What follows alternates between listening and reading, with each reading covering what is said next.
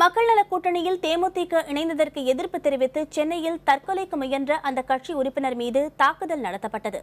நெல்லை மாவட்டம் கடையநல்லூர் வார்டு செயலாளர் மணியன் என்பவர் சென்னை கோயம்பேட்டில் இருக்கும் தேமுதிக கட்சி அலுவலகத்திற்கு இன்று காலை வந்தார்.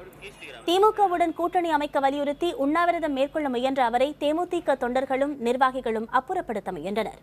அப்போது மணியன் விஷமருந்த முயற்சித்தார். அவரை காவல்துறையினர் தடுத்து நிறுத்தினர். மணியனின் செயலால் ஆத்திரமடைந்த தேமுதிக தொண்டர்கள் அவரை சரமாரியாக தாக்கினர்.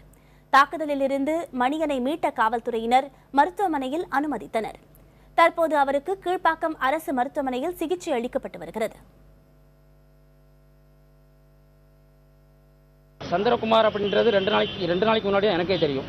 அவருக்கு இதுக்கு எந்த சம்மந்தமும் கிடையாது. அவங்க யாரோட தூண்டுதலில் போயிருக்கலாம், தன்னால் போயிருக்கலாம். அதை பற்றி எனக்கு கவலை கிடையாது. என்னுடைய ஓன் சம்மந்தமாக தான் நான் வந்திருக்கேன். என் தலைவருக்காக வேண்டி அவர் ஜெயிக்கணும், அந்த ஒரே காரணம் தான்.